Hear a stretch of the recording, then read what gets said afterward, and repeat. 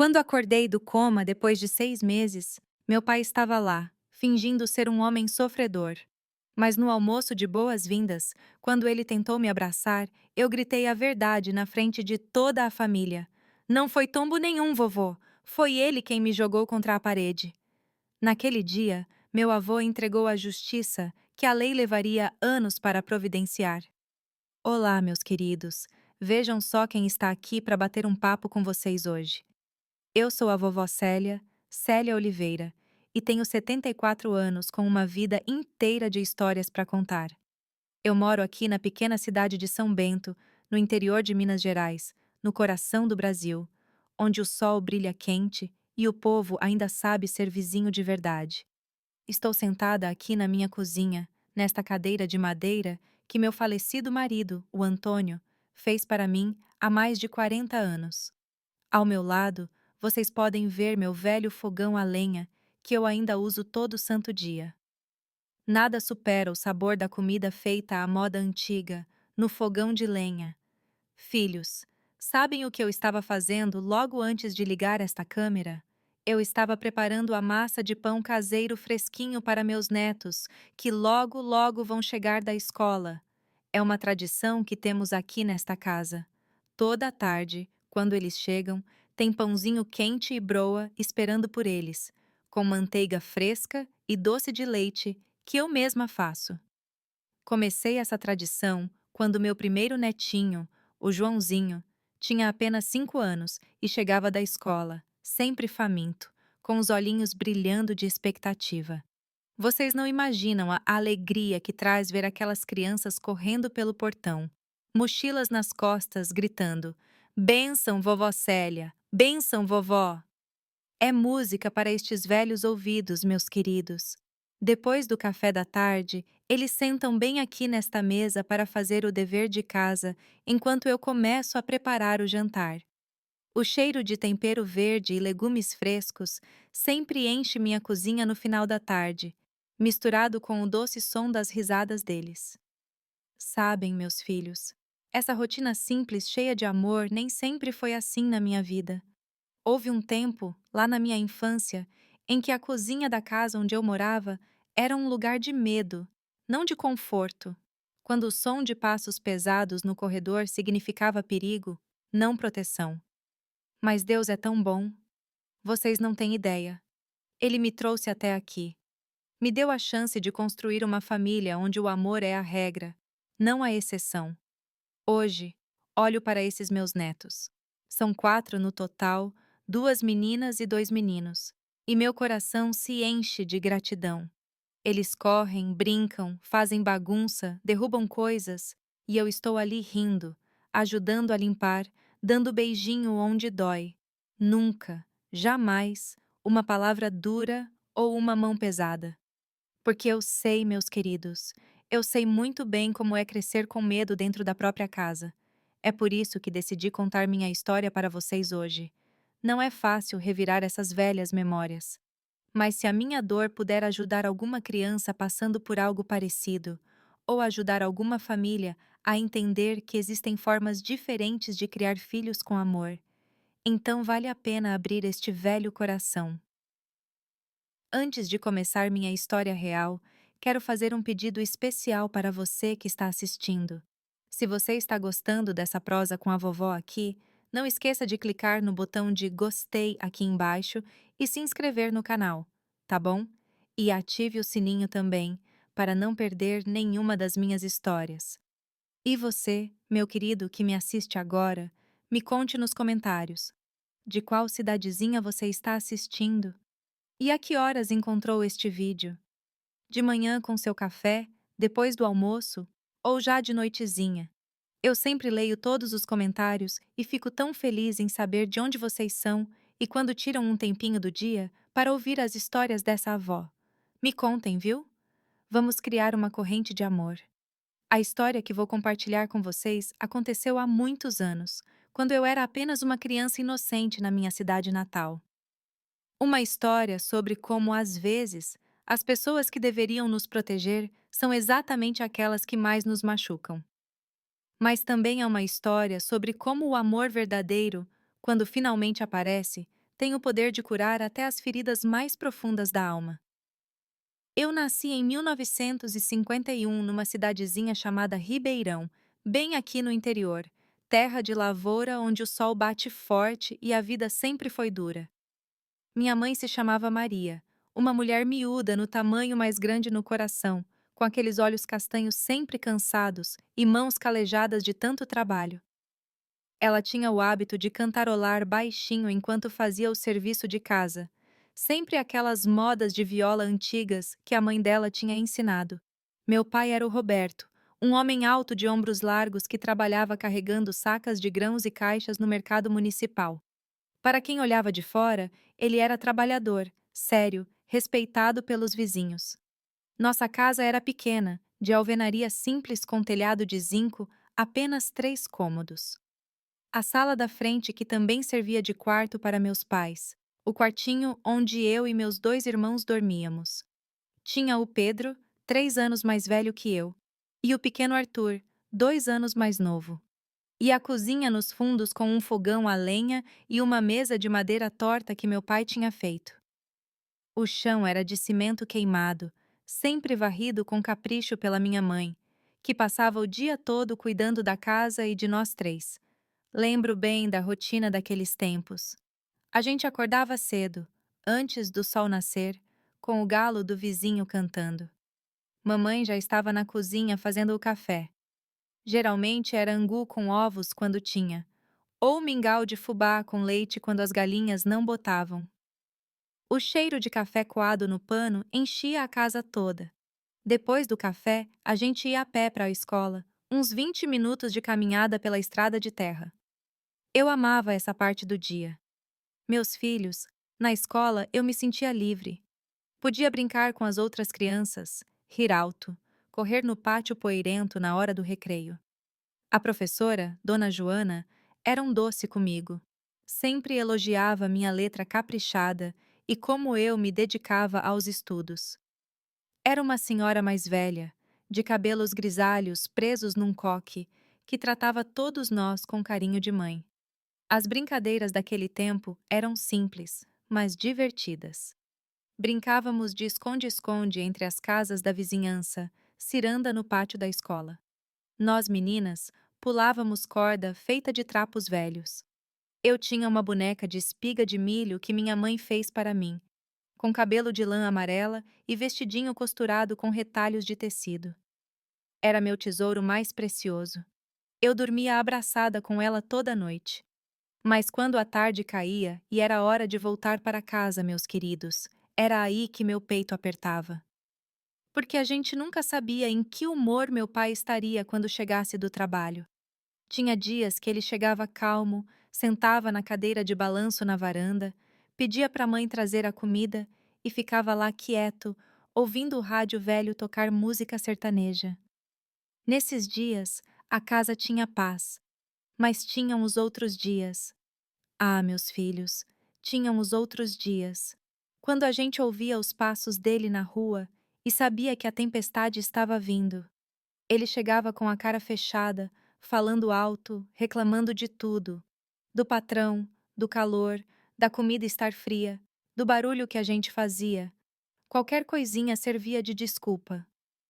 Se um dos pratos não estivesse exatamente no lugar certo, se eu deixasse minha boneca na sala, se meu irmão Pedro esquecesse os chinelos na porta, se o pequeno Arthur chorasse por qualquer motivo de criança. Minha mãe vivia em estado de alerta constante, sempre tentando adivinhar o humor dele, deixando tudo perfeito, mandando a gente ficar quieto. Silêncio. Célia, filha, vai brincar lá no fundo. Ela dizia baixinho quando via ele chegando virado no giraia. Leva seus irmãos e não façam barulho nenhum, tá ouvindo? E nós 3 corríamos para o fundo da casa, tentando nos esconder, tentando não existir. Eu tinha 6 anos quando aprendi que existiam 2 versões do meu pai. O Roberto que os vizinhos conheciam, sempre cumprimentando todo mundo na rua, ajudando quando alguém precisava carregar algo pesado, conversando sobre trabalho e futebol no armazém do seu Zé. E o Roberto que morava dentro da nossa casa, que explodia por qualquer coisinha, que dizia que criança tinha que aprender a se comportar, que no tempo dele ninguém se criava com frescura. Disciplina, ele chamava. Vocês vão aprender a ter respeito, ele dizia, sempre que um de nós cometia algum erro de criança. E ai de quem questionasse. Mamãe já tinha aprendido a não interferir, só assistia de longe com aqueles olhos tristes, mãos tremendo, sussurrando baixinho. Misericórdia, Senhor, misericórdia. O que mais me doía, meus queridos, era ver o medo nos olhos dos meus irmãozinhos. O Pedro, mesmo sendo mais velho, se encolhia no canto quando a gritaria começava. E o pequeno Arthur, coitadinho, só 4 aninhos, já sabia que não podia chorar alto quando se machucava brincando, porque senão ele ia ter motivo de verdade para chorar. E foi assim que eu cresci, meus filhos, aprendendo a pisar em ovos dentro da minha própria casa, a falar baixo, a não deixar nada fora do lugar, a não ser criança. Porque ser criança na nossa casa era perigoso demais. Foi num dia de janeiro de 1957, bem no meio do verão escaldante, quando tudo realmente começou, meus queridos. Eu tinha acabado de completar 6 anos no mês anterior, ainda uma criancinha que acreditava que o mundo era um lugar seguro, que pais existiam para proteger os filhos. Como eu estava enganada.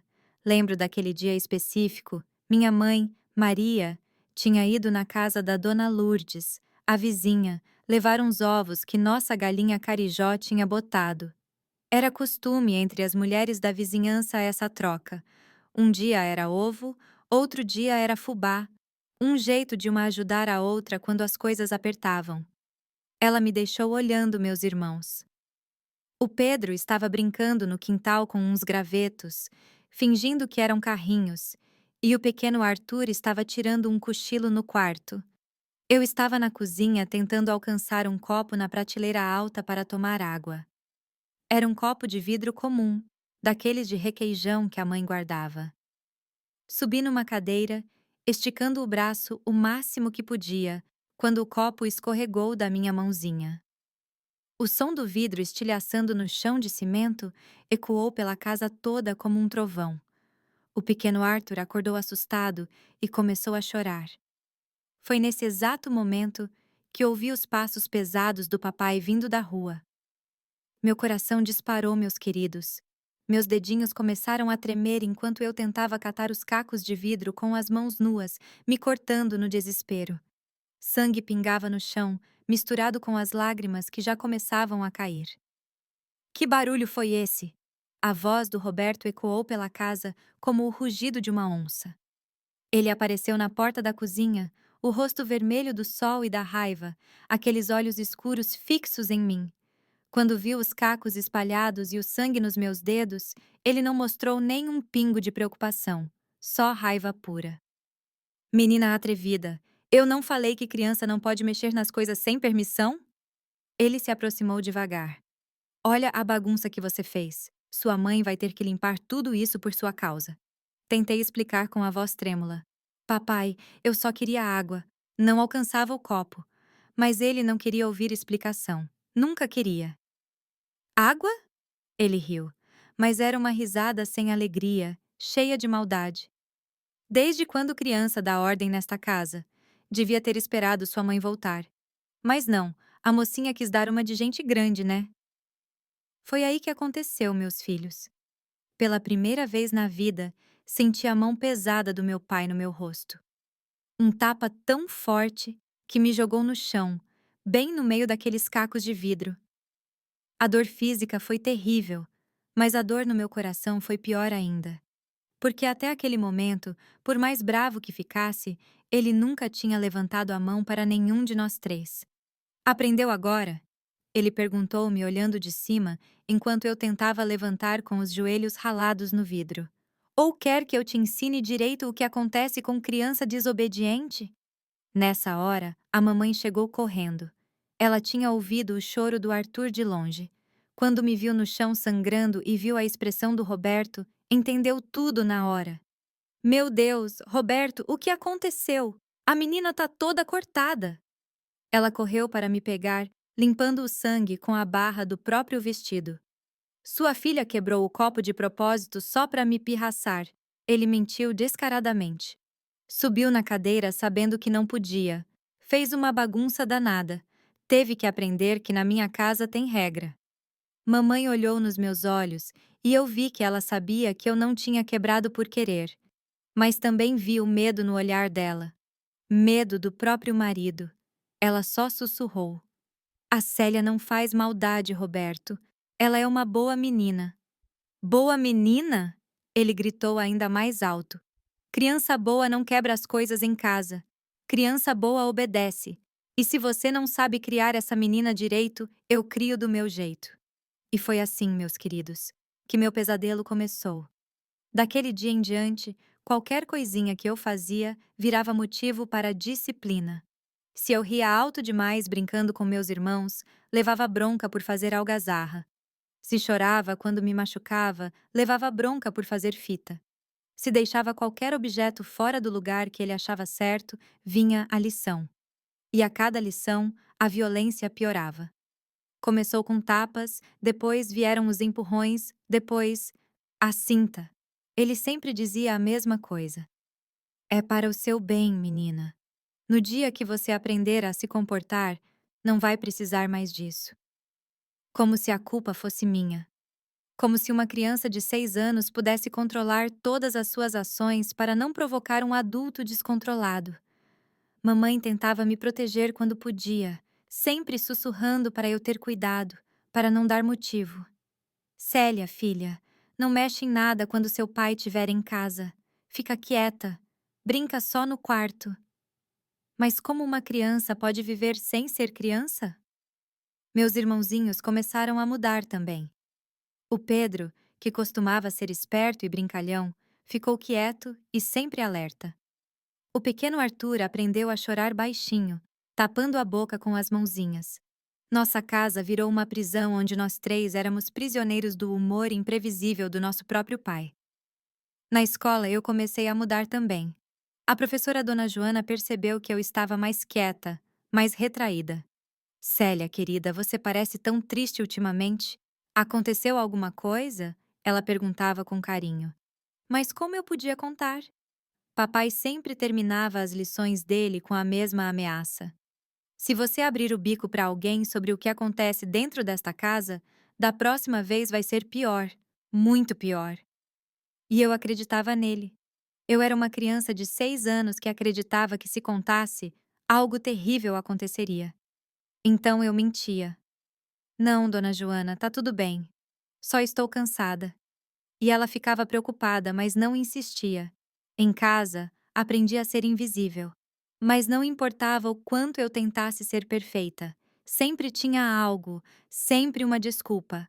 E a cada dia que passava, eu entendia menos porque meu pai, que deveria me amar e proteger, era a pessoa que mais me machucava no mundo inteiro. Os anos que se seguiram foram como viver num campo minado. Entre os 6 e os 10 anos, aprendi que uma criança pode sobreviver a quase tudo. Mas o preço dessa sobrevivência é alto demais. A violência cresceu como uma planta venenosa. O que começou com um tapa virou um sistema diário. Acordar de manhã virou uma loteria. Será que hoje eu ia conseguir passar despercebida? Eu aprendi a reconhecer todos os sinais.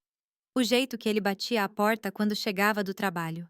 O som dos passos no corredor. Se eram lentos, ainda havia esperança de paz. Se eram pesados e rápidos, a tempestade estava vindo. O tom de voz que ele usava para falar com a mamãe. Se fosse ríspido desde o primeiro boa tarde, era melhor eu e meus irmãos desaparecermos. As lições ficaram mais cruéis. Se eu deixasse cair comida no chão, não era só um tapa. Ele me forçava a comer do chão dizendo: "É assim que cachorro come." Se eu esquecesse minha boneca de milho fora do lugar, ela ia pro fogo do fogão enquanto eu assistia chorando. "Criança bagunceira não merece brinquedo", ele dizia com aquele sorriso frio.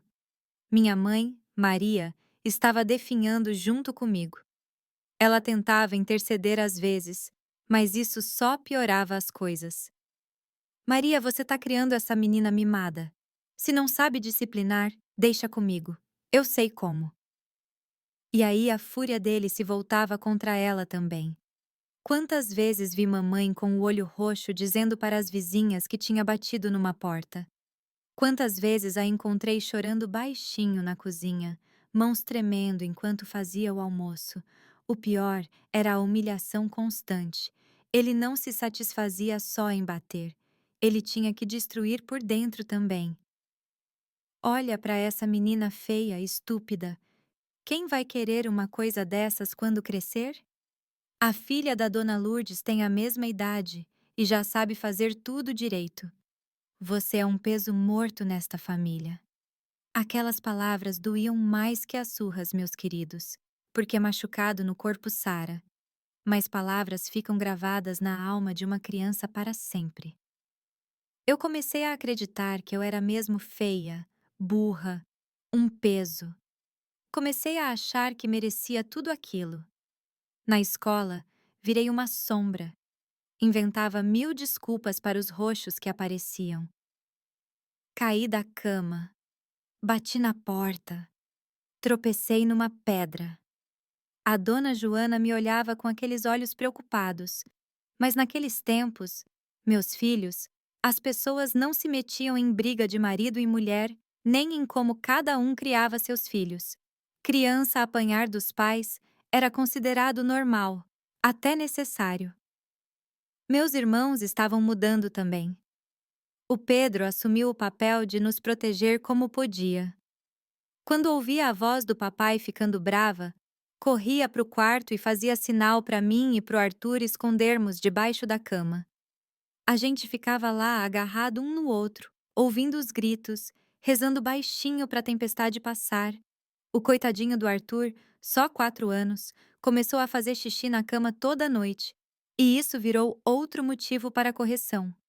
Moleque de 4 anos, mijando na cama feito bebê. Vou te ensinar a controlar isso. E lá vinha mais surra no pequeno, que chorava até perder o fôlego. A comida virou arma também. Se algum de nós não comesse tudo no prato, ele forçava a gente a comer mesmo passando mal. Comida é sagrada. Enquanto eu tô me matando de trabalhar para botar comida nesta mesa, vocês vão comer até a última migalha. Uma vez o Arthur vomitou no prato porque estava gripado e a comida não descia. O papai obrigou ele a comer o vômito também. Agora vai aprender a não desperdiçar. Comecei a ter pesadelos terríveis. Sonhava que estava fugindo, correndo por campos sem fim, mas nunca chegava a lugar nenhum. Acordava no meio da noite suando frio, coração disparado. Outras vezes, sonhava que podia voar longe daquela casa, que tinha asas como os passarinhos e podia escapar para onde ninguém me machucasse mais. Durante o dia, comecei a viver num mundo de fantasia dentro da minha cabeça. Fingia que tinha outra família, que morava numa casa cheia de flores, onde todo mundo ria e brincava junto. Fingia que era filha da Dona Joana, a professora. Era o único jeito de suportar a realidade. Aos 10 anos, eu já era uma menina velha por dentro, cansada de viver, sem esperança de que as coisas pudessem ser diferentes. Mas o pior ainda estava por vir. Porque aos poucos eu estava me tornando uma criança que não tinha mais medo de morrer. E isso é perigoso, muito perigoso. Porque quando você não tem mais medo de morrer, pode fazer coisas bem, que podem mudar tudo para sempre.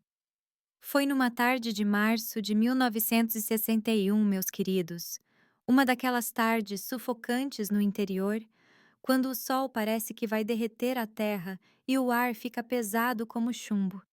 Eu tinha acabado de fazer 10 anos. Eu estava naquele estado de alma que só quem passou pelo que passei entende. Quando uma criança sofre tanto, ela não sente mais nada. Nem medo, nem esperança, nem vontade de viver. Era como se eu fosse uma boneca de pano que apanha e apanha, mas não quebra porque não tem mais nada para quebrar por dentro. Nesse dia específico, que mudaria minha vida para sempre, minha mãe, Maria, tinha saído cedinho para levar umas roupas lavadas para a patroa dela, a Dona Vitória, que morava na parte rica da cidade, num casarão com jardim cheio de flores. Era um bico que ela fazia para ganhar um dinheirinho extra, porque o dinheiro do papai nunca dava o mês todo. Célia, filha, ela me disse antes de sair, com aqueles olhos cansados. Você olha seus irmãos e começa a fazer o almoço para o seu pai. Põe o feijão no fogo às 11h40. Mexe de vez em quando e não esquece de temperar com a cebola picadinha que tá na tigela. Eu volto antes dele chegar. Mas o mundo tinha outros planos para aquele dia. A dona Vitória acabou pedindo para a mãe lavar mais umas peças, arrumou mais serviço e o tempo foi passando sem ela perceber. Enquanto isso, lá estava eu na nossa casinha, uma criança de 10 anos brincando de mãe, cuidando de 2 irmãos e fazendo comida para a família toda. Coloquei o feijão no fogão, a lenha como ela mandou. Ajeitei o fogo direitinho. Deixei cozinhar devagar. O Pedro estava no quintal brincando com uns pedaços de madeira. Eu ficava de olho nele pela janela da cozinha enquanto mexia o feijão. Foi aí que ouvi um choro vindo do quarto. Era o Arthur, que agora tinha 7 anos, mas continuava pequeno, magrinho. Corri para ver e encontrei o coitadinho caído no chão perto da cama. Ele tinha tentado pegar um brinquedo em cima do baú velho e caiu, batendo o joelho na quina de madeira. Ai, ai, tá doendo, Célia! Dói muito! Ele chorava, segurando a perninha, lágrimas rolando no rostinho fino. O joelho estava inchando, ficando roxo. Meu coração de irmã mais velha apertou. Peguei ele no colo, mesmo ele já estando grandinho, e levei para a cozinha. Molhei um pano com água fresca da talha, pus no machucado. Calma, maninho. A mãe já volta e faz um remedinho, eu dizia, fazendo carinho no cabelo dele. Fiquei uns 15 minutos ali cuidando dele, cantarolando aquelas cantigas de ninar que a mãe cantava. O Arthur foi se acalmando, parando o choro, encostando a cabecinha no meu ombro. Foi um momento doce, meus queridos. Um daqueles raros momentos de paz na nossa casa de sofrimento. Mas foi aí que minha vida desmoronou de vez. Quando voltei a atenção para o fogão, o cheiro estava errado. Cheiro de queimado. Cheiro de desastre. Corri para o fogão e vi o horror. O feijão tinha grudado no fundo daquela panela de ferro pesada. A água tinha secado toda. O feijão estava preto, torrado, e uma fumaça grossa subia para o teto. Meu coração parou. Literalmente parou. Eu olhei para aquela panela fumegante e soube, com a certeza que só uma criança traumatizada pode ter, que minha vida ia mudar naquela tarde. Porque o papai sempre chegava exatamente ao meio-dia para o almoço. Ele era pontual como um relógio para a comida. E quando ele chegasse e visse que não tinha almoço, meus dedinhos começaram a tremer violentamente. Tentei desesperadamente salvar o que podia. Joguei água, tentei desgrudar o feijão do fundo, tentei salvar pelo menos uns grãos que não estivessem totalmente queimados, mas quanto mais eu mexia, pior ficava. O cheiro de queimado se espalhou pela casa toda. Meu Deus! Meu Deus! O que eu vou fazer? Eu sussurrava, chorando. O pai vai me matar. Ele vai me matar de verdade dessa vez. E eu sabia que não estava exagerando.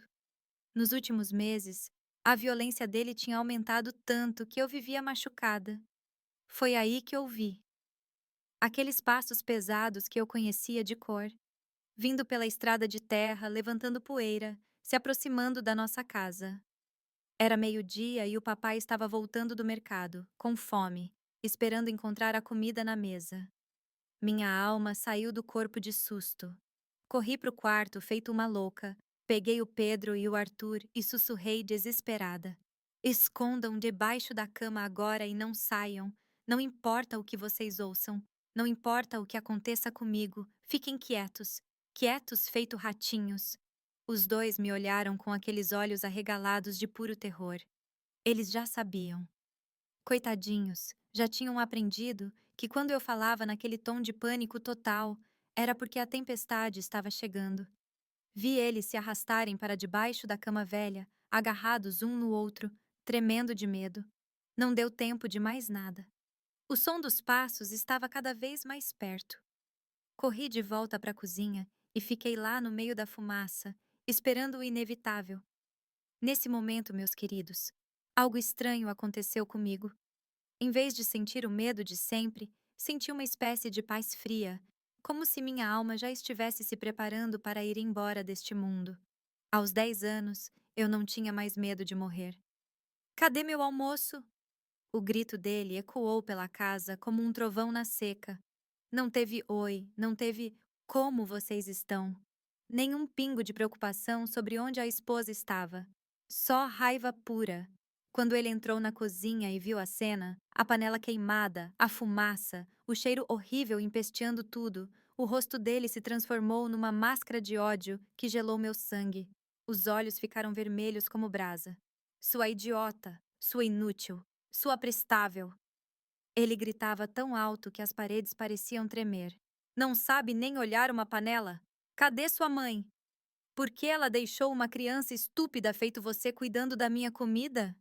Tentei explicar, voz tremendo. Papai, o Arthur caiu e se machucou. Eu tive que cuidar dele. Foi um acidente. Mas ele não estava ouvindo mais. A mente dele já tinha decidido que eu tinha que pagar, e pagar caro, por ter estragado o almoço sagrado dele. Estragou minha comida? Então você não vai comer por uma semana. Vamos ver se isso te ensina a dar valor. E começou. Primeiro foi um tapa tão forte que me jogou contra a parede. Depois outro e outro. Mas dessa vez foi diferente, meus queridos. Dessa vez eu não chorei, não implorei, não tentei correr. Eu só fiquei lá olhando nos olhos dele com uma calma que deixou ele ainda mais furioso, porque ele se alimentava do medo da vítima, e eu não estava mais dando a ele o gosto de me ver apavorada. Não vai chorar? Acha que é valente? Vou te mostrar quem manda nesta casa. Ele agarrou meu braço com uma força brutal, me arrastou pelo chão da cozinha como se eu fosse um saco de batatas. Senti o osso do meu braço quase quebrando na mão dele. Foi aí que ele pegou a própria panela queimada e levantou no ar como uma arma. E foi nesse momento que algo dentro de mim quebrou de vez. Não era medo, era uma raiva fria, uma certeza absoluta de que se eu não fizesse algo, ele ia me matar ali mesmo. Olhei bem no fundo dos olhos dele com uma coragem que eu não sabia que tinha e disse, numa voz que nem parecia a minha: Faz o que você quiser comigo. Eu não tenho mais medo de você. Eu não tenho medo de nada. O efeito foi imediato e aterrorizante. Ele ficou possuído de raiva, como se tivesse virado um bicho. Jogou a panela no chão com toda a força e veio para cima de mim com uma violência que eu nunca, jamais tinha visto. Sua peste, eu vou te ensinar respeito. Ele me agarrou pelos cabelos, me levantou do chão e...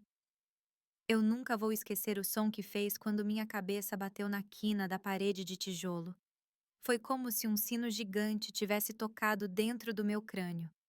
Um som metálico, alto.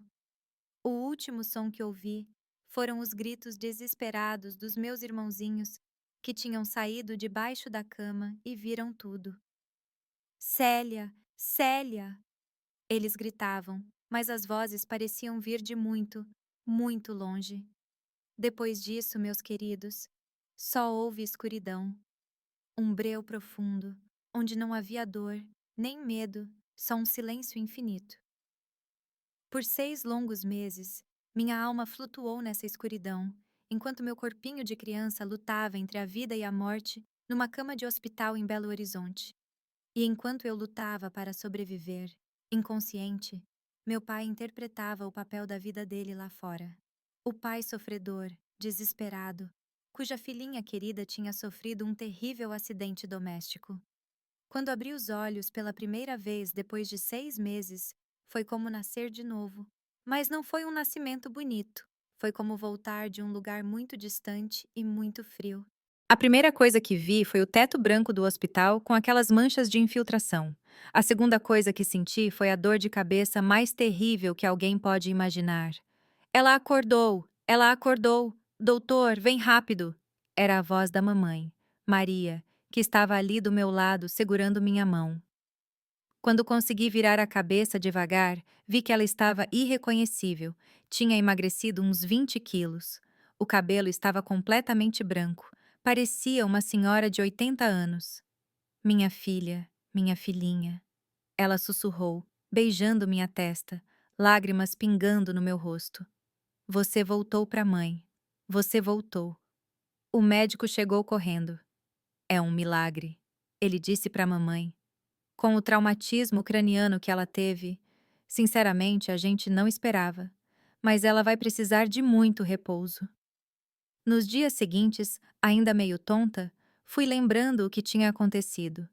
A panela queimada, a fúria do papai, o som horrível da minha cabeça na parede.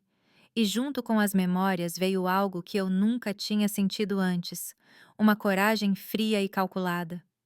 Mamãe me contou o que aconteceu nesses 6 meses. Como o papai tinha ido gritando na casa da dona Vitória. Maria, corre! A Célia caiu do telhado! Tá toda quebrada! Ele disse que eu tinha subido no telhado para pegar uma pipa que ficou presa. Disse que escorreguei e bati a cabeça. Todo mundo acreditou. Até. Até o quê, mãe? Perguntei com a voz fraca. Ela olhou para os lados, checou se ninguém ouvia e sussurrou. Seus irmãos, o Pedro e o Arthur. Na primeira semana, eles acordavam gritando, dizendo que viram o pai te machucar. E aí, uma noite, o Arthur acordou chorando muito e disse: Mãe, o pai não falou a verdade. A Célia não caiu do telhado. A gente viu ele bater a cabeça dela na parede porque o feijão queimou. Senti um misto de alívio e terror. Alívio, porque alguém sabia a verdade. Terror, porque sabia que quando eu saísse dali, o papai ia ser ainda mais perigoso. Mãe, eu apertei a mão dela. Quando eu sair daqui, ele vai me matar. Da próxima vez ele não vai parar. Ela balançou a cabeça, olhos cheios de lágrimas, mas com uma determinação nova. Não, minha filha. Não vai ter próxima vez. Eu já mandei recado pro seu avô Teodoro. Vovô Teodoro era pai do meu pai, um homem de 70 e poucos anos que morava num sítio. Ele era conhecido na região toda como um homem de palavra, daqueles antigos que não toleram covardia de jeito nenhum. O que a senhora contou para ele? A verdade, ela respondeu. Contei tudo. Os anos de surra, a humilhação e agora isso. Ele ficou mudo no telefone uns 5 minutos. Depois só disse: Maria, quando a menina tiver alta, me avisa. Vou fazer um almoço de boas-vindas para ela no sítio. A família toda vai estar. E avisa o Roberto que não é convite, é ordem. Eu sabia o que aquilo significava. Na cultura da roça, quando o patriarca chama para um almoço assim, é para acertar as contas. Quando o médico me deu alta, mamãe ligou pro vovô. Domingo que vem, 12h. Almoço de boas-vindas. Quem não vier não é mais da família, ele disse. No sábado, antes da alta, o papai veio me visitar. Fez o teatro de sempre para os enfermeiros. Mas quando ficamos sozinhos, ele se inclinou perto do meu ouvido e sussurrou. Espero que esses meses tenham te ensinado a se comportar. Porque em casa, nada mudou. As regras são as mesmas. Ou você obedece, ou aprende do jeito difícil. Olhei bem nos olhos dele e respondi com firmeza. Vai ser diferente agora, pai. Muito diferente. Diferente como? Acha que porque ficou doente vou ter pena? Amanhã, no almoço do vovô, eu disse, encarando ele. Eu vou contar para todo mundo o que aconteceu de verdade. Vou contar que não foi acidente nenhum. Ele ficou pálido. Sua peste, se você abrir a boca... O que você vai fazer? Perguntei com coragem. Me bater na frente do vovô Teodoro, do tio Walter, do tio Isaac? Quero ver você tentar. Foi a primeira vez que vi medo nos olhos do meu pai. Medo real. E aqui estou eu hoje, meus queridos, aos 74 anos, sentada na minha cozinha em São Bento, preparando pão caseiro para os meus netos. É difícil acreditar que a mulher sentada aqui, cercada de amor, É a mesma criança que quase morreu aos 10 anos nas mãos do próprio pai. Depois daquele domingo memorável no sítio do vovô Teodoro, minha vida mudou. Fui morar com meus avós no sítio, junto com meus irmãos e minha mãe. O papai. Bem, o papai passou um bom tempo se recuperando no hospital depois que a família conversou com ele, e nunca mais deixaram ele chegar perto da gente. Foi no sítio do vovô que aprendi o que é família de verdade. Aprendi que criança pode rir alto, pode correr, pode até quebrar um copo sem apanhar. Aprendi que pai e mãe existem para proteger. Vovô me chamava toda manhã para tirar leite da vaca. Vem cá, neta, ele dizia com aquela voz grossa, mas carinhosa. A vovó fazia os doces mais deliciosos do mundo. Doce de leite, cocada. Foi ela quem me ensinou a cozinhar com amor. Cresci lá no sítio até os 15 anos. Meus irmãos também se recuperaram. O Pedro voltou a falar, virou um menino alegre. O Arthur parou de gaguejar. Quando fiz 16 anos, conheci meu futuro marido, o Antônio. Filho de fazendeiros vizinhos, rapaz trabalhador e respeitador. Namoramos 3 anos. Casamos numa festa linda no sítio com moda de viola e tudo. Vim morar aqui nesta casinha em 1970. Tivemos 4 filhos: José, Maria, Francisco e a caçula Graça. E que alegria foi criar esses filhos! Pela primeira vez, soube o que era educar com amor, sem violência. Meu marido Antônio foi parceiro em tudo. Vivemos 52 anos juntos, até ele falecer há 3 anos. Hoje, minha maior alegria são meus netos. Eles correm pela casa, fazem bagunça, e eu rio junto. Porque eu sei, no fundo da minha alma, que crianças felizes são crianças que podem ser crianças. Meus netos nunca vão saber o que é ter medo dentro da própria casa. Ainda mantenho contato com meus irmãos. Pedro virou empresário, Arthur virou professor. Mamãe Maria viveu até os 85 anos, cercada de amor. E é por isso que estou aqui contando minha história. Porque acredito que toda dor pode virar esperança. Se tem alguma criança aí no mundo vivendo o que eu vivi, andando na ponta dos pés, escondendo roxos, eu quero que você saiba: você não merece isso. A culpa não é sua. E para você que já é adulto e passou por isso, nunca é tarde para se libertar das correntes do passado. Nunca é tarde para buscar ajuda, para entender que aquelas palavras ruins eram mentiras. Violência pode quebrar nosso corpo por um tempo, mas não pode destruir nossa capacidade de amar. Se eu consegui reconstruir minha vida, vocês também conseguem.